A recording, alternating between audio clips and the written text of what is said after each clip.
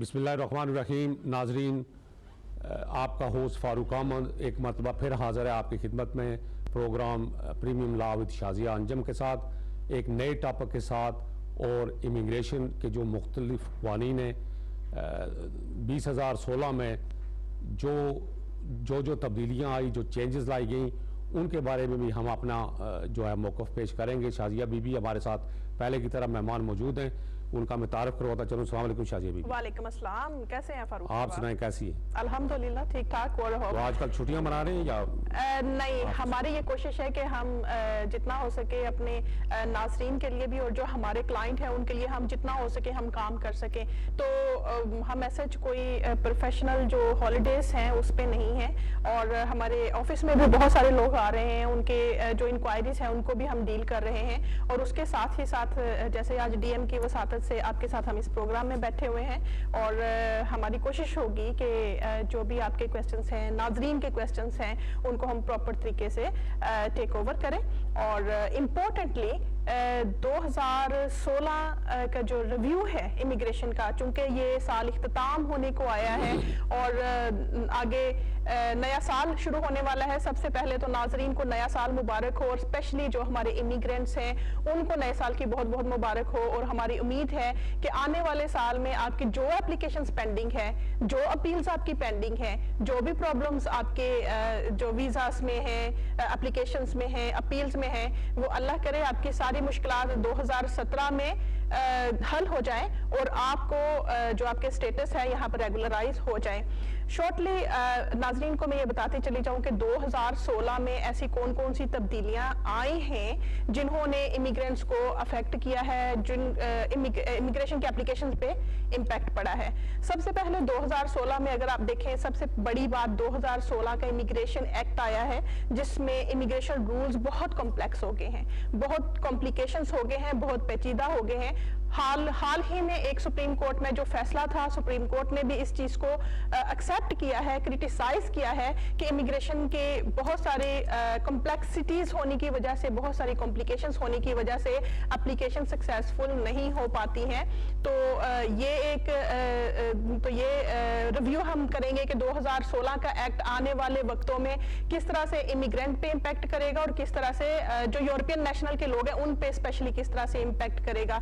और दूसरा हम ये कहते जाएं, जो बड़ी चेंज आई है 2016 में, जिस तरह से फारूक साहब हमेशा अपने प्रोग्राम में कहते हैं कि आफ्टर ब्रेक्सिट यूरोपियन नेशनल का क्या हाल होगा बरतानिया में, और उनका अगर वो रेगुलराइज नहीं करते तो उन पे कौन कौन सी ऐसी मुश्किलात आएंगी जिसकी वजह से वो अपने आप को रेगुलराइज करने में उनको मसाइल का सामना करना पड़ेगा। तीसरा, 2016 में स्टूडेंट के लिए तो बहुत प्रॉब्लम आई है, उसके साथ ही साथ जो असाइलम एप्लीकेंट हैं उनके बेनिफिट कट हुए हैं, उनके लिए जो उनका NHS के इलाज मुआवजा की सहूलत थी उसमें फ़र्क आया है। और उसके अलावा 2016 में सबसे बड़ी बात यह है कि जो इंग्लिश लैंग्वेज की रिक्वायरमेंट है उसमें बहुत तब्दीलियाँ आई हैं। इंग्लिश लैंग्वेज जब तक अब ट्रिनिटी कॉलेज की सेल्फ रिक्वायरमेंट के मुताबिक ना हो, वो एक्सेप्टेड नहीं होता, वो एक्सेप्टेबल नहीं होता।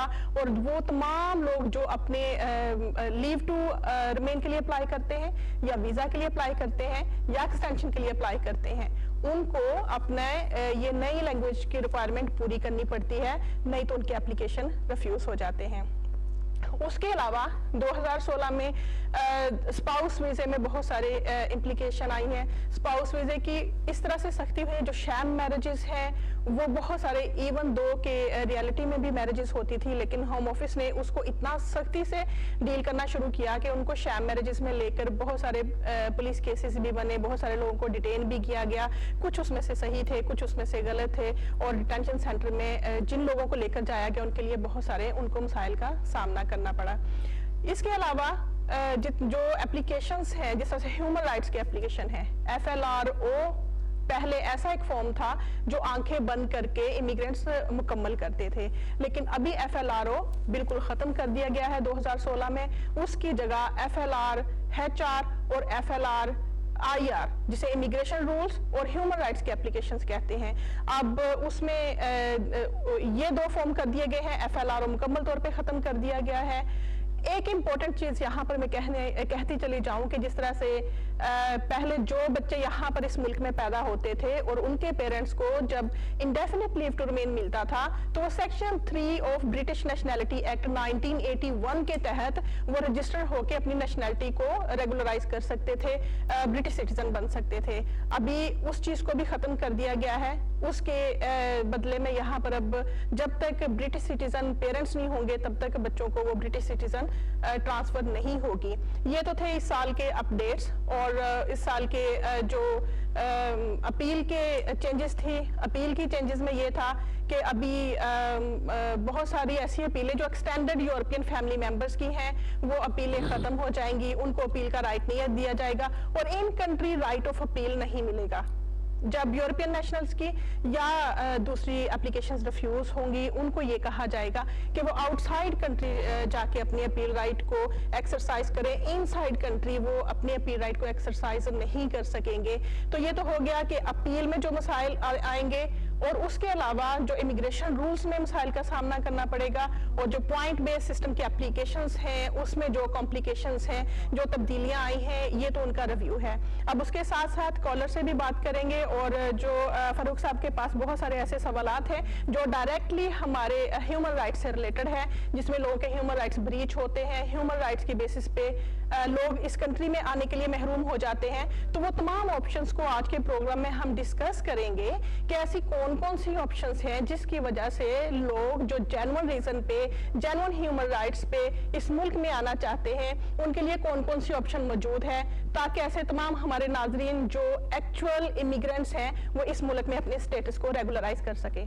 जी, मेरा ख्याल है हमारे साथ बहुत से कॉलर ऑनलाइन है। अगर कोई कॉलर हैं, अगर ड्रॉप नहीं होगी, अगर कॉलर हैं तो प्लीज जी जी कॉल ड्रॉप हो गई है। मेरा ख्याल है चूंकि हमने कॉलर को होल्ड किया हुआ था इसलिए कि ये बहुत इम्पोर्टेंट था कि हम 2016 जो है 2016 का रिव्यू अपना मुकम्मल करें ताकि नाजरीन को जो भी मालूमात हैं वो उन तक पहुंचाई जाएं। हमारा अगला टॉपिक शाजिया बीबी है, वो है कि जो स्पाउस किसी दूसरे मुल्क से, पाकिस्तान, इंडिया, बांग्लादेश या अफ्रीका या किसी भी मुल्क से जो यहाँ आना चाहते हों, जिनके बच्चे यहाँ पहले से मौजूद हों यूके में, अगर उनके बच्चे यहाँ मौजूद हैं तो उनके लिए क्या कानून है, क्या रेमेडी आप उनको पेश करेंगी इसमें? बहुत सारे हमारे ब्रिटिश सिटीजन इस मुल्क में हैं जो पाकिस्तान जाके जब या किसी भी मुल्क में जाके जो कॉमनवेल्थ कंट्रीज में आते हैं वहाँ पर शादी करते हैं और उसके बाद उनके जो बीवियां हैं वो उस मुल्क में रहती हैं। अब इन द मीन टाइम क्या होता है कि उनके बच्चे हो जाते हैं, बच्चों को ब्रिटिश नेशनैलिटी मिल जाती है on the basis of father status. अब बच्चों को ब्रिटिश सिटीजनशिप मिल गई, बाप पाकिस्तान में या इंडिया में या जिस मुल्क में गया, बाप एक दफा मैं गुजारिश करूंगा, थोड़ा सा मैं आपको होल्ड करूंगा। यहाँ मैं एक कॉलर है बड़ी देर से होल्ड पे है। जी अस्सलाम वालेकुम, कौन साहब और कहां से बोल रहे हैं? अस्सलाम वालेकुम वरहमतुल्लाहि वबरकातुहू। वालेकुम अस्सलाम। जी फरमाएं, आपका सवाल क्या है? और थोड़ा सा मेहरबानी करें, थोड़ा सा ऊंचा बोले ताकि आपकी आवाज क्लियर आ सके। जी माफ कीजिएगा जी, अजीज हैदराबादी अर्ज कर रहा हूँ मैनचेस्टर से। जी माफ कीजिएगा, पूछना ये है कि ये 18,600 का जो थ्रेश होल्ड था उसका क्या बना? Thank you. आपका जो क्वेश्चन है वो उसी चीज से रिलेटेड है जो हम बात कर रहे थे, ब्रिटिश सिटीजन के जो स्पाउस इस मुल्क में आना चाहते हैं। पहली बात तो ये है कि जो 18,600 की इनकम रिक्वायरमेंट है वो अभी भी मौजूद है, और दूसरी बात ये है कि ऐसे वो तमाम लोग जो 18,600 की इनकम रिक्वायरमेंट पूरी नहीं कर सकते लेकिन उनके बच्चे इस मुल्क में हैं और वो ब्रिटिश सिटीजन हैं, तो उनके लिए ये आप खुशखबरी कह लें, एक गुड न्यूज कह लें कि उनको 18,600 की रिक्वायरमेंट अगर पूरी नहीं भी होती तो फिर भी इस मुल्क में वो आ सकते हैं। उसको बोलते हैं primary carer of British citizen children, primary carer of European national children, और ये होते हैं डेरिवेटिव राइट्स। आप डेरिवेटिव राइट्स के तहत अपना एप्लीकेशन डालते हैं और आपको उसमें इनकम थ्रेशोल्ड शो करने की जरूरत नहीं होती। अगर आपके बच्चे जो ब्रिटिश सिटीजन है इस मुल्क में हैं तो आप अपने स्पाउस को बहुत आसानी से, और जो कि एक्सपेंसिव नहीं होता बिल्कुल भी, बहुत आसानी से आप यूके में बुलवा सकते हैं। जी शाजिया बीबी, एक कॉलर है हमारे साथ। जी कौन साहब और कहां से बोल रहे हैं? अस्सलाम वालेकुम। जी कहां से आप बोल रहे हैं? जी मैं नॉर्थहैम्पटन से बोल रही हूँ। मेरा नाम, आपका क्या सवाल क्या है? जी मेरा सवाल ये है कि ये जो EU से आए हुए, ये जो यूरोपियन यूनियन से आए हुए लोग हैं, जैसे डच नेशनल है, हॉलैंड में जिससे जो आए हैं जो डच है, उनके लिए क्या है? क्या वो यहाँ पे रेजिडेंसशिप अप्लाई करेंगे या वो नेशनैलिटी में उनकी बच्चा, या उनके लिए कोई ऐसी कोई कतगन नहीं है, वो आराम से वैसे ही रह सकते हैं? क्योंकि मैंने ये सुना है कि डचों के साथ इनकी ट्रीटी साइन है। अब मुझे पता नहीं आगे, इसलिए मैं ये पूछ रही हूँ, बता दीजिए। बहुत शुक्रिया जी, बहुत शुक्रिया। अच्छा सवाल है आपका, ये बहुत अच्छा सवाल है। हम चाहेंगे कि शाजिया बीबी इस पे जरा फुल एलैबोरेशन दें आप। जी, आपका सवाल इस तरह की नोयत का है जिसमें बहुत सारे जो यूरोपियन नेशनल इस मुल्क में हैं उनका फायदा हो सकता है। सबसे पहली बात तो ये कि आपने जैसे बात की कि उन्होंने ट्रीटी साइन की है डच कंट्री के साथ, और ऐसी सूरत हाल में उन नेशनल जो यूरोपियन नेशनल जो डच से हैं इस मुल्क में रह रहे हैं, उनका क्या स्टेटस है? उनका स्टेटस इटसेल्फ कुछ नहीं है। अगर उन्होंने ट्रीटी भी साइन की है तो इसका मतलब ये है कि वो अपने वो ट्रीटी राइट्स जो उस डॉक्यूमेंट्स के अंदर हैं, जब तक इस मुल्क में एक्सरसाइज नहीं करेंगे तब तक वो इस मुल्क के रेजिडेंट नहीं बन सकते। सिर्फ इस मुल्क में आ जाना, इस मुल्क में 6 महीने तक रह लेना, वो आपको इटसेल्फ यहाँ के परमानेंट रेजिडेंट्स नहीं बनाते। आपको परमानेंट रेजिडेंट्स बनने के लिए इस मुल्क में काम करना पड़ता है, आपके बच्चों को एजुकेशन लेनी पड़ती है। जब ये दो चीजें आप एक्सरसाइज कर रहे होते हैं तो इसका मतलब है कि आप ट्रीटी राइट एक्सरसाइज कर रहे हैं। दोनों काम में से एक भी हो सकता है। अगर आपके बच्चे पढ़ रहे हैं तो उस बेसिस पे आप बच्चों का अप्लाई कर सकते हैं, लेकिन जब तक आप काम नहीं करेंगे तब तक आप रेजिडेंस के लिए अप्लाई नहीं कर सकते। और दूसरी इंपॉर्टेंट बात ये है, एक मिनट यहाँ मैं आपको कता कलामी माफ करना, कॉलर बड़ी देर से कॉलर है, लाइन पे। लेकिन इनका सवाल का जवाब ये कि उसके लिए आपको एप्लीकेशन डालनी पड़ेगी होम ऑफिस में। आपको 65 पाउंड उनकी फीस होती है। एप्लीकेशन कंप्लीट करें। EEA क्वालिफाइड पर्सन के लिए स्पेशल एप्लीकेशन होता है, वो आप होम ऑफिस भेजें। जब तक आप एप्लीकेशन नहीं डालेंगे तब तक आप यहाँ पर रेजिडेंस नहीं कहलाएंगे। आपको अपना काम भी करना है, उसके साथ साथ आपको होम ऑफिस में एप्लीकेशन भी डालनी है। जी अस्सलाम वालेकुम, कौन साहब और कहां से? जी अस्सलाम वालेकुम। वालेकुम सलाम, आपका सवाल क्या है मेरे भाई? जी अभी इन्होंने बताया कि प्राइमरी केयर के लिए स्पाउस वीजे में, तो मुझे अपनी बेगम की एक्सटेंशन यहाँ से अप्लाई करनी है 2.5 साल कंप्लीट होने के बाद। अब मेरी एक बेटी ब्रिटिश है 4 साल की और बेटा इंडेफिनेट पे, तो क्या स्पेस पे मैं अर्निंग इस पे एग्जाम हो सकती है या मुझे दिखानी पड़ेगी? पहली बात तो ये है कि देखिए आपने अपनी वाइफ का अप्लाई करना है, और जब आपने अपनी वाइफ का अप्लाई करना है तो उसके लिए आपको पिछले 6 महीने या 1 साल की अर्निंग शो करनी होती है। अगर तो आप अर्निंग कर रहे हैं तो शो करें, बिल्कुल आप शो करें। लेकिन अगर आप अर्निंग नहीं कर रहे तो फिर आपको कोई मसला है, तो ऐसी सूरत हाल में 2 चीजें हैं। पहली बात तो ये है कि आपके बच्चे यहाँ पर ब्रिटिश हैं और वो उनकी बेसिस पर भी अप्लाई कर सकते हैं। फर्क ये है कि फिर वो 10 ईयर रूट पे चले जाएंगे। अगर आप अपनी अर्निंग शो करते हैं तो वो 5 ईयर के रूट पे चले जाएंगी, लेकिन अगर आप अपनी फाइनेंशियल रिक्वायरमेंट पूरी नहीं करते या आपका कोई और मसला रह जाता है, उसमें आप रिक्वायरमेंट को मीट नहीं कर रहे, तो फिर वो 10 ईयर्स की रूट पे चले जाएगी। और उसके लिए डिफरेंट एप्लीकेशन फॉर्म होता है जो कि FLR FP फॉर्म होता है। फिर आप डिफरेंट एप्लीकेशन फॉर्म कंप्लीट करेंगे। फिर आप FLR M कंप्लीट नहीं करेंगे, क्योंकि अगर आप FLR M कंप्लीट करेंगे तो वो आपका रिफ्यूज हो जाएगा on the basis of immigration rule. तो ये डिफरेंस है। अगर आप फाइनेंशियल रिक्वायरमेंट पूरी करते हैं तो आपके 5 साल के रूट के बाद उनको इंडेफिनिट मिलेगा। अगर आप जो है वो फाइनेंशियल रिक्वायरमेंट पूरी नहीं करते तो फिर डिफरेंट फॉर्म यूज होगा और उनके 10 इयर्स के रूट पे वो चले जाएंगे। 10 ईयर के बाद वो इंडेफिनिट लीव के लिए क्वालिफाई करेंगी।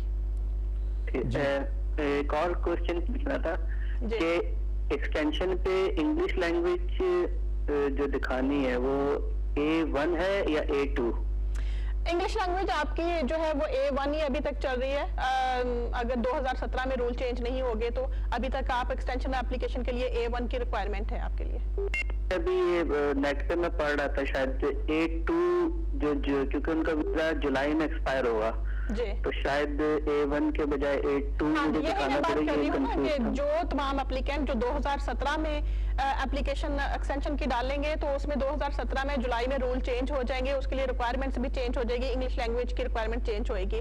तो तब आपको हमेशा मैं ये कहती हूँ कि आपको अपडेटेड इन्फॉर्मेशन जब आप एप्लीकेशन डालते हैं उससे 2 दिन पहले आप उनकी वेबसाइट पे जाएं, 2 दिन पहले आप अपने सोलिसिटर से, बल्कि 1 दिन पहले आप अपडेटेड सोलिसिटर से एडवाइस लें और उसके बाद आप अपना एप्लीकेशन डाल लें, क्योंकि ये आए दिन रूल चेंज होते हैं और पुराने रूल्स नए एप्लीकेशन पे लागू नहीं होते। तो बेहतर ये है कि जब आप अपना एप्लीकेशन डालने लगेंगे उस वक्त आप किसी सोलिसिटर से एडवाइस करें। ठीक, अच्छा जी बड़ी मेहरबानी। आपने अगर इसके अलावा कोई अगर आपने कोई मालूमात आपको चाहिए तो बेहतर आपकी ये होगा कि ऑफ एयर आप राब्ता कायम करें आप हमारे कंट्रोल रूम से, और शाजिया बीबी के ऑफिस का, प्रीमियम लॉ सोलिसिटर के ऑफिस का नंबर ले लें और इनसे अपॉइंटमेंट लेके आप वहां डिस्कस कर सकते हैं। बहुत मेहरबानी। क्योंकि और कॉलर भी बहुत लाइन पे है, मैं माजरत के साथ आपसे गुजारिश करूंगा कि जो भी कॉलर हैं अपना वो जो सवाल है मुख्तसर रखें और टू द पॉइंट प्रिसाइज सवाल करें ताकि दूसरे कॉलर को भी हम एंटरटेन कर सकें। तो अगला हमारा जो टॉपिक, जी एक और कॉलर है हमारे साथ। जी अस्सलाम वालेकुम, कौन साहब और कहाँ से? जी अस्सलाम वालेकुम। हेलो। हेलो, हाँ जी, मैंने बात आप करनी कहाँ थी। से? मेरी बहन पहले आप आइडेंटिफाई करें कि आप कहाँ से बोल रही हैं और आपका नाम बताना मुनासिब समझिए। जी मेरा नाम सतविंदर है जी, मैं लंदन से बोल रही हूँ। जी फरमाएं, क्या सवाल क्या है? जी, मेरा क्वेश्चन ये था कि हमने ना 7 ईयर हमारे बच्चों को 4 जनवरी को हो जाएंगे जी। तो हमने एमपी से, जैसे आप ही से मैंने कॉल करके सजेशन लिया था, ये भी मैं कह रही, तो हमने एमपी से लेटर लिखवाई थी कि हम साइनों पे भी जा रहे हैं, हम जॉबलेस। तो मैंने आपसे ये पूछना है कि जैसे हमने एमपी से लेटर लिखवा ली है, हमें काम की एटलीस्ट परमिशन दें, हमारे केस को आप बेशक बाद में डिसाइड करें क्योंकि बहुत हार्ड है हमारे लिए बच्चों के साथ। तो अब आपको क्या लगता है कि वो हमें वीजा भी दे सकते हैं? एक दूसरा नंबर ये, अभी मैंने सुना था कि कोई दिसंबर 13 को कोई बच्चों के फेवर में कोई हाई कोर्ट का डिसीजन आया है आर्टिकल 1 के तहत, उसका भी आप बता सकते हैं कि कुछ इजी हुआ है हमारे लिए 7 ईयर? बहुत शुक्रिया आपके सवाल का। आपके सवालात हमारे पास आ गए हैं। पहली बात तो ये है कि आपने जो लेटर लिखा है होम ऑफिस को, बिल्कुल वो उसको कंसीडर करके हो सकता है कि वो आपकी एप्लीकेशन ही ग्रांट कर दे और साथ ही आपको राइट ऑफ वर्क भी दे दे, लेकिन अगेन उनकी डिस्क्रिप्शन है, उनके बिहाफ पे हम डिसीजन के बारे में नहीं कुछ कह सकते। दूसरा सवाल आपने ये पूछा है कि बच्चों के बारे में, जो डिसीजन के बारे में आप पूछ रहे हैं, तो हाई कोर्ट में सम टाइम ये होता है कि इमिग्रेशन रूल्स में रूलिंग नहीं आती है, लेकिन जो प्रोसीजर होता है, जो अडॉप्ट किया जाता है, या जो गाइडेंस होती है जो हर एक के एप्लीकेशन पे अप्लाई होती है, उसको क्लैरिफाई किया जाता है। और वो अगर बच्चों के फेवर में है, जिस तरह से अभी रिसेंटली असाइलम एक अपील चल रही थी, उसमें भी, उस अपील में भी जो वो बच्चा था जिसकी असाइलम अपील चल रही थी, और वो जज ने स्पेशल रूलिंग उसमें ये दी थी कि उनके सेहत के बारे में, उनकी जो फैसिलिटीज, हेल्थ फैसिलिटीज है उसके बारे में उनको प्रॉपर लुक आफ्टर किया जाए। तो इसलिए वो अगर कोई ऐसा डिसीजन हुआ भी है, उससे डायरेक्टली इनडायरेक्टली आपके केस पे कोई ऐसा इंपैक्ट नहीं पड़ेगा।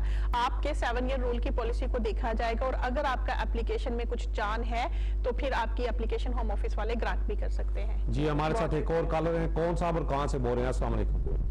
अस्सलाम वालेकुम सर। वालेकुम सलाम। थोड़ा सा ऊंचा मेरे भाई बोले, और क्या आपका नाम क्या है और कहाँ से बोल रहे हैं? मेरा नाम वाजिद है और मैं ड्यूसबरी से बोल रहा हूँ सर। मैंने थोड़ी सी इन्फॉर्मेशन चाहिए कि मैंने पाकिस्तान में 2 शादियां की हुई हैं, मेरी दोनों वाइफ जो है वो पाकिस्तान में है। अच्छा। तो मैंने जो पहली वाइफ थी उसका 2 बार केस दिया था तो रिजेक्ट हो गया था। अभी मैं अपनी दूसरी वाइफ को इधर लाना चाहता हूँ, तो उसके लिए क्या प्रोसीजर है? और उसके अलावा मेरी एक बेटी है, दूसरी वाइफ से, और पहली वाइफ से बेटा है।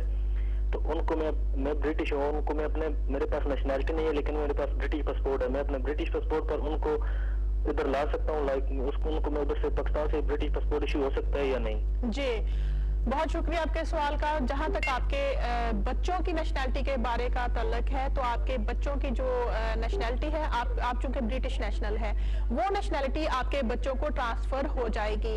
आप अपने बच्चों के ब्रिटिश पासपोर्ट पाकिस्तान से ही अप्लाई कर सकते हैं और उसके बाद उनकी एंट्री का कोई मसला नहीं है, चाहे वो बच्चे आपके 2 मैरिजेस से हैं, 3 मैरिजेस से हैं या 1 मैरिज से हैं, क्योंकि बच्चों को यहाँ पर, चिल्ड्रन को यहाँ पर एक्सेप्ट किया जाता है। जहां तक आपके बीवियों का तल्लक है, एक पहली वाइफ है, मगर शाजिया दूसरी बीबी वाइफ है। उन्होंने एक बात कही है कि उनके पास नेशनलिटी नहीं है, ब्रिटिश पासपोर्ट है। नहीं, वो अपने बारे में कह रहे थे ना ये जी जी कि इनके पास ब्रिटिश पासपोर्ट है। हाँ तो अगर ब्रिटिश पासपोर्ट है तो इट मींस कि ब्रिटिश पासपोर्ट उनको ट्रांसफर कर देंगे, एग्जैक्टली वो अप्लाई कर देंगे। ठीक। और दूसरी बात ये है कि आप यहाँ के कानून के मुताबिक पहली वाइफ को यहाँ पर नहीं बुला सकते। जब आप पाकिस्तान में 2, 3 या 4 शादियां करते हैं तो जो सबसे आपकी लेटेस्ट मैरिज होती है उसको एक्सेप्ट किया जाता है, उसका आप अप्लाई कर सकते हैं। अभी आपने अपनी दूसरी वाइफ के लिए अप्लाई किया है तो वो आपका एक्सेप्ट हो जाएगा, अनलेस अनटिल कि आपकी बाकी सारी रिक्वायरमेंट पूरी हो, तो उसमें कोई ऐसी प्रॉब्लम नहीं है। उसके लिए आपको इनकम थ्रेशोल्ड शो करना होगा। बच्चों के आप पासपोर्ट अप्लाई करके उनको इधर बुला सकते हैं। दूसरा तरीका ये है कि अगर इनकी इनकम थ्रेशोल्ड आपकी अगर पूरी नहीं है रिक्वायरमेंट, तो सूरत हाल में पहले आप अपने बच्चों को इधर बुला लें, वो ब्रिटिश है और वो इधर आ जाएंगे। उसकी बेसिस पे चूंकि उनकी माँ उनके लिए प्राइमरी केयरर है, तो जो जिस तरह से अभी हम अपने इंट्रो में, इस प्रोग्राम के इंट्रो में ये बात कर रहे थे, डेरिवेटिव राइट्स की बात कर रहे थे, ये आपकी सिचुएशन में एप्लीकेबल होगा और आप अपनी वाइफ को उस बेसिस पे इस मुल्क में बुला सकते हैं जिसमें ना आपको जो हेल्थ सरचार्जेस होते हैं उसमें भी प्रॉब्लम नहीं होगी, वो भी आपको पे नहीं करने पड़ेंगे, और इनकम थ्रेशोल्ड और जो होम ऑफिस की भारी भरकम फीस होती है वो भी नहीं देनी पड़ेगी। आपकी जो सिचुएशन है इस बेसिस पे बिल्कुल आप हमारे साथ एक कॉलर है, बड़ी देर से आप अप्लाई करते हैं और आप प्राइमरी कैरियर के तौर पे अपनी वाइफ को, जो आपकी दूसरी वाइफ है, उसको बुला सकते हैं। जी अस्सलाम वालेकुम, कौन साहब और कहाँ से बोल रहे हैं? हेलो वालेकुम सलाम सर, क्या हाल, कहाँ से बोल रहे हैं और आपका सवाल क्या है? मैं अजीज बोल रहा हूँ जी, बड़े निजाम से। फारूक साहब, मुझे पूछना है कि पाकिस्तानी पासपोर्ट वाला आदमी पाकिस्तान में कितना अर्सा रह सकता है? आपके पास वीजा कौन सा है? अगर आप थोड़ा उसको क्लैरिफाई कर दे, कौन सा वीजा है आपके पास? पाकिस्तानी पासपोर्ट है, मैं इधर रह रहा। आपके पास यहाँ की सेटलमेंट है? इंडेफिनिट है? जी बिल्कुल सेटलमेंट है। राइट, तो कोशिश करें फिर आप जब दूसरे मुल्क में जाते हैं 6 महीने तक रह लें, लेकिन किसी सूरत में भी आपको 2 साल से ज्यादा नहीं रहना चाहिए। अगर आप 2 साल से ज्यादा वहां पर रहते हैं तो फिर मसला होगा, फिर आप इधर नहीं आ सकते, आउट ऑफ टाइम हो जाएंगे। 2 साल से ज्यादा नहीं रह सकते। 2 साल के अंदर अगर आप एक जाएं, 2 साल के अंदर वापस आ जाएं, फिर जाना चाहे तो फिर 2-4 महीने बाद फिर चले जाएं। बहुत शुक्रिया जनाब, थैंक यू, बहुत मेहरबानी जी। तो शाजिया बीबी हम बात कर रहे थे फैमिली लॉ के हवाले से, थोड़ा सा फैमिली लॉ, एक जो है ना, जो टॉपिक जिसके जी जी अस्सलाम वालेकुम, कौन साहब कहाँ से? हमारे साथ एक और कॉलर है जी। अस्सलाम वालेकुम। हेलो अस्सलाम वालेकुम जी। हेलो वालेकुम सलाम, सवाल करें आप अपना। जी, मैं मैनचेस्टर से बात कर रहा हूँ। मैंने मार्च अप्रैल में जो बच्चों का 7 साल वाला केस थी मैंने डाला था, तो अभी होम ऑफिस ने रिफ्यूजल लगा के भेज दिया है कि वो कहते हैं कि आप जाओ, राइट ऑफ अपील भी नहीं दिया। तो इधर हमारा जो वकील है वो कहता है कि हाई कोर्ट जाना है जी। कोर्ट के लिए, जो कहता है 21 डेज में आपको जवाब आ जाएगा होम ऑफिस का। तो या तो बोलेंगे ठीक है हम भी हाई कोर्ट आते हैं, या बोलेंगे कि ठीक है हम आपको वीजा देते हैं, आप आगे आ जाए। तो उसमें क्या चांसेस कुछ होते हैं, क्या आप मुझे एक्सप्लेन कर देंगे प्लीज? Thank you. राइट, सबसे पहले तो जब आपका एप्लीकेशन 7 ईयर रूल की बेसिस पे गया है, उसमें कोई ऐसा एप्लीकेशन प्रॉपर तरीके से तैयार नहीं किया गया जिसमें ये चीज शो की गई हो कि वो बच्चों का और उनके जो वालिद है उनका इस मुल्क में रहना क्यों जरूरी है और किस लिए, कौन से ऐसे स्पेशल सर्कमस्टांसेस हैं जिसकी वजह से वो अपने मुल्क में जाके वहां पर नहीं रह सकते। तो ये कमी रह गई होगी जिसकी वजह से आपका एप्लीकेशन रिफ्यूज हो गया और आपको राइट ऑफ अपील नहीं दिया गया और आपको ये कहा गया होगा कि उसमें ह्यूमन राइट्स इन्वॉल्व नहीं है, तो आप अपने मुल्क वापस जाएं। उस बेसिस पे जाहिर है आपके पास सिर्फ एक ही रेमेडी बचती थी जो कि जुडिशियल रिव्यू थी। जुडिशियल रिव्यू रेमेडी आपके लिए बिल्कुल ठीक है। आपने प्री एक्शन प्रोटोकॉल लेटर उनको भेजा, उनको 3 वीक्स का टाइम दिया या 2 वीक्स का टाइम दिया, उसके अंदर वो आपको जवाब देंगे। हो सकता है वो आपको राइट ऑफ अपील दे दें, कंसीडर करके हो सकता है वो आपसे कंसेंट ऑर्डर साइन करवा लें, या फिर हो सकता है कि वो आपको फिर भी बोले कि हम इस चीज पे एग्री नहीं करते, आपका यहाँ पर रहने का कोई जवाज नहीं है। तो ऐसी सूरत हाल में आपके पास ऑल टुगेदर 3 मंथ्स का टाइम होता है जिसके अंदर आप जुडिशियल रिव्यू डाल सकते हैं और जुडिशियल रिव्यू में आप इस बात को चैलेंज कर सकते हैं कि आपके ह्यूमन राइट्स इस मुल्क में किस तरह से डेवलप हैं, आपके बच्चों के ह्यूमन राइट्स कैसे डेवलप हैं, स्कूल में जा रहे हैं, कौन कौन से प्रॉब्लम्स आपको हो सकती हैं अगर आप अपने मुल्क में वापस जाते हैं। तो ऐसी सूरत हाल में जब आप जुडिशल रिव्यू डालेंगे उसमें आपके सक्सेस होने के चांसेस हैं। जी हम thank you very much, thank जी। जी बड़ी मेहरबानी। तो चलते हैं शाजिया बीबी हम अगले हमारे टॉपिक की तरफ। अच्छा, अगले टॉपिक के जाने से पहले हमारे पास कॉलेज की एक लाइन लगी हुई है। आपका ये प्रोग्राम पिछले हफ्ते जो हमने पिछले हफ्ते तो मिस किया था, उससे पिछले हफ्ते जो हमने बातें की थी उसकी फीडबैक बहुत आ रही। जी अस्सलाम वालेकुम, एक कॉलर है हमारे साथ, कौन साहब और कहाँ से? जी हेलो। हेलो, अस्सलाम वालेकुम जी। वालेकुम सलाम, कौन साहब और कहाँ से बोल रहे हैं? मैं एयरपोर्ट से बोल रहा हूँ, ज़रा खान नाम है मेरा। हाँ फरमाएं, आपका सवाल क्या है? मेरा सवाल ये है कि मेरी बीवी जो है वो बीवी के लिए अप्लाई करना चाहते, मेरे दोनों बच्चे जो है वो ब्रिटिश है, राइट। तो मैं अपने बच्चों के लिए बीवी के लिए अप्लाई करना चाहता हूँ, उसके लिए मुझे क्या कागजात जरूरी है? आप ये बताएं, आप काम करते हैं? हाँ, मैं काम करता हूँ। हाँ, और आपकी इनकम कितनी है? 18,600 पाउंड है।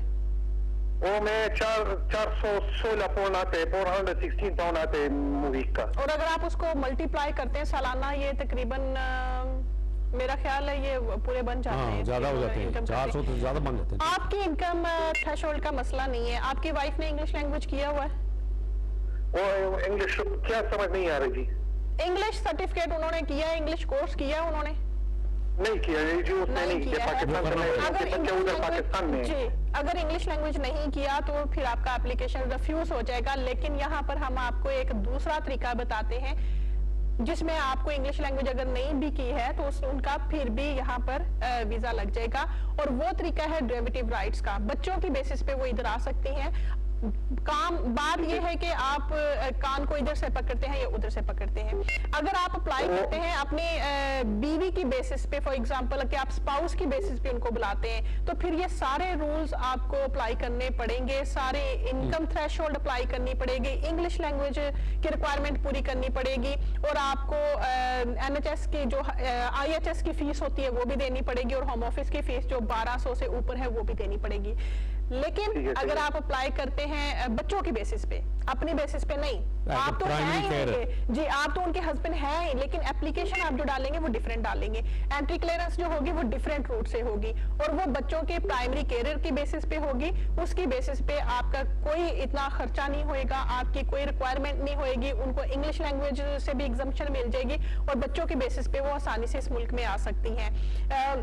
फर्दर अगर डिटेल से आपको कुछ इसमें इंफॉर्मेशन चाहिए या क्वेश्चन आंसर आपने करने हैं तो आप हमारी वेबसाइट प्रीमियम लॉ सॉलिसिटर्स के नाम से भी फाइंड आउट कर सकते हैं, या कंट्रोल रूम से हमारा कॉन्टेक्ट नंबर लेकर तो आप बाद में हमसे बात कर लें, हम आपको सारी गाइडेंस कंप्लीट दे देंगे। ठीक है जी, मैं कंट्रोल रूम से मैं नंबर लेता हूँ। जी बहुत शुक्रिया आपका। जी तो चलते हैं हम अगला जो हमारा टॉपिक है उस पे। अगला हमारा जो टॉपिक है वो पिछला जो प्रोग्राम किया था उसके बाद हमें जो फीडबैक मिली है लोगों की बहुत इंक्वायरीज है। जब तक हम अगले टॉपिक की तरफ जाते हैं मेरा ख्याल है कॉलर्स की एक लाइन लगी हुई है और प्रोड्यूसर साहब बार बार कह रहे हैं कि कॉलर आ गए। जी अस्सलाम वालेकुम, कौन साहब और कहाँ से? जी अस्सलाम वालेकुम। अस्सलाम वालेकुम। थोड़ा सा आप बहन थोड़ा सा ऊंचा बोलें ताकि आपका जो सवाल है वो अच्छी तरह समझ आ सके। अगर टेलीविजन की आवाज आप बंद कर लें और थोड़ा सा ऊंचा बोलेंगे तो वो जी अगले कॉलर की तरफ चलते हैं, आसानी हो जाएगी आपके सवाल। कौन साहब और कहाँ से?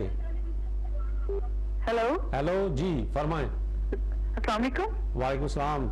जी बहन कहाँ से बोल जी, मैं रही ये हैं? आपका कहना- सवाल क्या है? जी मैं बर्मिंघम से बात कर रही हूँ। मेरा सवाल ये है कि मेरा नेक्स्ट मंथ एक्सटेंशन है स्पाउस वीजे का। जी राइट। तो मैंने पहले तो जब वीजा लगा था तो मैंने उस टाइम B1 लगाया था, जी तो अब मुझे कौन सा कोर्स करना पड़ेगा? नहीं, आपने B1, आपकी रिक्वायरमेंट तो A1 की थी ना स्पाउस की वीजे की, लेकिन जी जी, लेकिन पहले मैं B1 किया हुआ था तो वो ही लगा दिया, साल तक वैलिड होता ना मेरे ख्याल से। तो अभी एक्सटेंशन के टाइम पे आप अपना सेम जो सर्टिफिकेट है वो लगा सकते हैं, लेकिन जुलाई 2017 के बाद फिर आपको नया कोर्स करना पड़ेगा। नहीं तो अगर मैंने किसी वकील से बात की थी, उन्होंने देखा था, वो कह रहे थे ये नहीं लगेगा, आपको A1 करना पड़ेगा। देखिए जिस वकील ने आपसे बात की है ना, उनको ये पता होना चाहिए कि अगर आपने हायर लेवल किया है तो वो एक्सेप्टेबल है, अगर आपने लोअर लेवल किया है तो वो एक्सेप्टेबल नहीं है। अगर आपने B1 किया है और A1 की रिक्वायरमेंट है तो सेम सर्टिफिकेट चल जाएगा। नहीं, मैं सॉरी कंफ्यूजन है इस एक बात में कि मैंने जो B1 था ना वो किया था मैंने 2012 में। अभी एक्सपायर हो गया था, उस पर कोई डेट नहीं है ना एक्सपायरिंग, इसलिए तो पूछ रही हूँ। राइट अभी जो आप हमारी एडवाइस के मुताबिक आप अपना सेम सर्टिफिकेट यूज कर सकते हैं। ठीक है जी, alright, okay, thank you so much. बहुत शुक्रिया आपकी कॉल का। क्योंकि उसमें ये होता है कि अगर तो जो नाज़रीन हैं उनके लिए भी मैं बताती चली जाऊं कि 2017 जुलाई के बाद तो आपको नया हर हाल में नया इंग्लिश लैंग्वेज करना पड़ेगा, लेकिन उससे पहले आप ने अगर A1 लेवल किया हुआ है और आप उसी A1 लेवल के सर्टिफिकेट पे इस मुल्क में आ गए हैं, अब आपने एक्सटेंशन करनी है तो सेम सर्टिफिकेट आप यूज कर सकते हैं। लेकिन अभी आने वाले नए साल में जब आप एक्सटेंशन एप्लीकेशन करेंगे फिर आपको नया इंग्लिश लैंग्वेज करना पड़ेगा, फिर पुराना एक्सेप्टेबल नहीं होएगा। जी हमारे साथ ये और कॉलर हैं जी। अस्सलाम वालेकुम, कौन साहब और कहाँ से? हेलो, अस्सलाम वालेकुम। जी अस्सलाम वालेकुम मेरी बहन, आप क्या नाम बताना पसंद फरमाएंगी और कहाँ से बोल रही हैं? से बात करी, माशाल्लाह आपका प्रोग्राम बहुत अच्छा है। मेहरबानी। शाजिया से ये पूछना है कि अगर 5 साल का प्राइमरी केयर वीजा मिला हो तो उसमें क्या ट्रेवल कर सकते हैं और क्या उसमें वर्क अलाउड होता है, इंश्योरेंस नंबर अप्लाई कर सकते हैं? राइट आप ट्रैवल भी कर सकते हैं और आपको वर्क भी अलाउड होता है, आप वर्क भी कर सकते हैं। और अगर आपके पास और कोई सोर्सेज नहीं है, आप बच्चे की प्राइमरी केयरर हैं, तो फिर आप उसकी जैसे हस्बैंड की प्राइमरी केयर, हस्बैंड की प्राइमरी केयरर है तो उसमें आपको वर्क अलाउड होता है, आप ट्रैवल भी कर सकते हैं और उसकी बेसिस पे कुछ अलाउंसेस होते हैं जिनको आप केयरर अलाउंस बोलते हैं, अटेंडेंस अलाउंसेस बोलते हैं। वो आप अपने अकाउंटेंट से राब्ता करें, वो आपको एग्जैक्टली उसकी कैलकुलेशन करके बताएंगे, तो आप वो अलाउंसेस भी अप्लाई कर सकते हैं, वो अलाउंसेस भी आपको मिल सकते हैं। थैंक यू वेरी मच जी, बहुत शुक्रिया। लेकिन एक बात है कि उसकी बेसिस पे आपके यहाँ पर इंडेफिनिट लीव टू रिमेन जब आप अप्लाई करेंगे ना, ये पीरियड आपका उसमें काउंट नहीं होगा। लेकिन बाकी सारी फैसिलिटीज आपके पास हैं, आप वर्क आपको अलाउड होता है, आप अलाउंसेस भी ले सकते हैं। शाजिया बीबी, वक्त बड़ा तेजी से गुजर रहा है और हमारे पास बहुत मेरा ख्याल ज्यादा ज्यादा 5 या 7 मिनट रह गए, तो प्रोड्यूसर साहब बार बार मेरे कान में कुछ इससे पहले कि आप कोई कॉलर लें, मैं एक इम्पोर्टेंट बात नाजरीन को बताना चाहती हूँ, क्योंकि जो कॉलर्स हैं हमारे क्यू में लगे हुए हैं वो तो हमें गूगल से भी फाइंड आउट कर सकते हैं, शाजिया अंजम के नाम से भी और हमारे प्रीमियम लॉ सॉलिसिटर्स के नाम से भी, कंट्रोल रूम से भी आप हमारा नंबर ले सकते हैं। बाद में भी आपसे बात हो जाएगी, नेक्स्ट प्रोग्राम में भी आपसे बात हो जाएगी। लेकिन मोस्ट इम्पोर्टेंटली यहाँ पर आज मैं उन लोगों के लिए जो फैमिली लॉ से रिलेटेड हैं, जो ऐसी लेडीज खवातीन जो हैं जो सोलिसिटर कॉस्ट को अफोर्ड नहीं कर सकती और उनके लिए उनके बच्चे ही सारे एसेट्स होते हैं, बच्चों से मिलने के लिए तड़प रही होती हैं, उनके लिए रेजिडेंस के लिए वो अप्लाई करना चाहती हैं और अपना कॉन्टेक्ट लेना चाहती हैं, लेकिन उनके हस्बैंड के पास तो बहुत पैसा होता है, फॉर एग्जांपल वो तो सोलिसिटर कर सकते हैं, लेकिन वो खवातीन जो काम नहीं करती, जो मसाइल का शिकार हैं, जो प्रॉब्लम का सामना कर रही हैं, उनके लिए इस प्रोग्राम की वसातत से मैं ये बताना चाहूंगी कि वो खुद से भी कोर्ट में अप्लाई कर सकती हैं। उसके लिए C100 फॉर्म होगा जो आपको www.justice.gov.uk की वेबसाइट पे जाके सर्च बॉक्स में आप C100 अप्लाई करेंगे तो वो फॉर्म आपको मिल जाएगा, या गूगल में आप C100 अप्लाई वो टाइप करेंगे, वो फॉर्म आपको PDF की शक्ल में मिल जाएगा। आप उसको खुद हैंड राइटिंग के जरिए या जो ऑनलाइन फॉर्म होगा टाइप करके उसको कंप्लीट कर सकती हैं। अपने बच्चे की इंफॉर्मेशन दे, अपनी इंफॉर्मेशन दे, उसमें जो जो वो पूछते हैं उसको वो आप कंप्लीट करें और वो C100 फॉर्म जो है वो आप कंप्लीट करके उसकी 3 कॉपियां करें और वो आप फैमिली कोर्ट जिस भी किसी काउंटी की होगी, अगर मैनचेस्टर काउंटी कोर्ट है, फैमिली कोर्ट है, तो आप मैनचेस्टर काउंटी कोर्ट में उसको लॉन्च कर देंगे। इन पर्सन भी जा सकती हैं, बाय पोस्ट भी भेज सकती हैं और बाय पोस्ट आपको गूगल से उनका एड्रेस भी मिल जाएगा।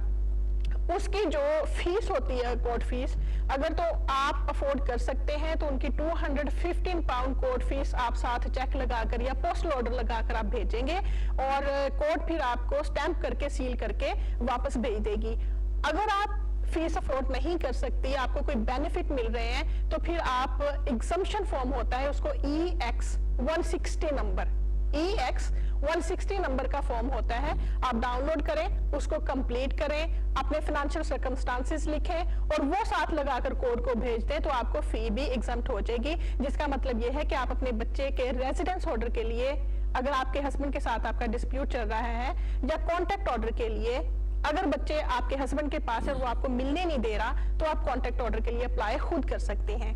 हम आपको अपने प्लेटफॉर्म से, अपनी फर्म से ये ऑप्शन दे सकते हैं कि अगर आपको फिर भी उसकी चेकिंग सर्विसेज चाहिए, आपने कंप्लीट कर लिया है, आपने सारा बंडल बना लिया है, आप हमारे पास ले आए, तो हम आपको फैसिलिटेट कर देंगे, उसको चेक कर देंगे और आपके लिए उसमें देख लें कोई अगर गलती है तो वो भी आपके लिए उसको आपको सजेस्ट कर देंगे, एडवाइस कर देंगे कि किस तरह से आपको फर्दर चलना है। तो ये छोटी सी बात मैं कहना चाह रही थी नाजरीन के साथ। इसके अलावा नाजरीन, जिस तरह से 2016 का ये साल खत्म होने को है, स्पेशली इमिग्रेशन के लिए ये बहुत भारी साल था और बहुत सारी तब्दीलियां आई जिन्होंने उनको अफेक्ट किया, और आने वाले सालों में भी 2016 का जो इमिग्रेशन एक्ट है वो उनको प्रॉब्लमेटिक अगर सामना करना पड़ता है, तो उसके लिए आज के प्रोग्राम में हमने आपके लिए रिव्यू किया। अगले साल की हम आपको मुबारकबाद देते हैं और इसके साथ ही अगले प्रोग्राम में हम फारूक साहब के साथ दोबारा हाजिर होंगे, लेकिन उससे पहले फारूक साहब आपको मैसेज देना चाहते हैं। जी नाजरीन, तो वक्त की कमी के बायस हमारा ये प्रोग्राम जो है इख्तिताम को पहुंचता है। जैसा कि आप सभी जानते हैं कि डीएम ग्लोबल नेटवर्क की हमेशा से ये कोशिश रही है कि वो अपने नाजरीन तक जो भी मालूमात, बेहतर से बेहतर मालूमात हो, डॉक्टर साहब की हमेशा कोशिश रही है कि ये तमाम मालूमात अपने नाजरीन तक पहुंचाई जाएं, तो उनको एजुकेट किया जाए। और इस प्रोग्राम का मकसद भी आपको एजुकेट करना है। आपके जो मुश्किलात हैं उनमें जो दिन ब दिन इजाफा होता जा रहा है, स्पेशली इमिग्रेशन लॉ के हवाले से जो इजाफा होता जा रहा है, वो तमाम मालूमात पहुंचाने का मकसद ये है कि आप किसी अच्छे एक्सपर्ट सोलिसिटर के पास जाएं, ना कि आप किसी ऐसे बंदे के हत्थे चढ़ जाएं जो आपकी फीसें भी लेता रहे और आपको सही जो एडवाइस भी ना कर सके। तो जैसा कि आपको मालूम है कि Shazia Anjum premium law solicitor की प्रिंसिपल सोलिसिटर भी है और लिंकन इन से इन्होंने बार भी किया हुआ है। तो ये दोनों काम बड़े बखूबी सर अंजाम देने की अहलियत भी रखती है। और हमारा एक ऑफिस जो है वो लंदन में भी है, प्रीमियम लॉ सोलिसिटर का एक लंदन ऑफिस भी खोल दिया गया है। आपकी सहूलत के लिए वो ऑफिस भी खोला है। इसलिए ये मैं गुजारिश करूंगा कि जो लंदन में हमारे बहन या भाई जो वहां रहते हैं, अगर कुछ आपको मुश्किलात हैं तो वो प्रीमियम लॉ जो लंदन ऑफिस है वहां रब्ता करें, आपको इंशाअल्लाह अज़ीज़ पूरी मालूमात पहुंचाई जाएंगी। इस मौके पे मैं आप तमाम नाजरीन से इजाज़त चाहूँगा। और शाजिया बीबी, आपका बहुत बहुत शुक्रिया कि आपने अपना कीमती वक्त निकाला और हमें जो बड़ी अच्छी एडवाइस से आपने नवाजा। तो मैं अपने तमाम नाजरीन को नए साल की मुबारकबाद पेश करता हूँ और पेशगी पेश करता हूँ और कबूल फरमाएं। अल्लाह करे आपका अगला साल जो है ये अच्छा हो। अगला साल इतना अच्छा मुझे नज़र नहीं आ रहा, इसलिए कि पोस्ट ब्रेक्सिट जो है वो बड़े मसाइल खड़े हो जाएंगे। इसलिए आपको अभी से अपने जो है वो तमाम मामलात को ज़ेरे गौर करना चाहिए। अब मैं इस मौके पे हम तमाम नाज़रीन को अल्लाह हाफ़िज़ कहूँगा। खुदा हाफ़िज़।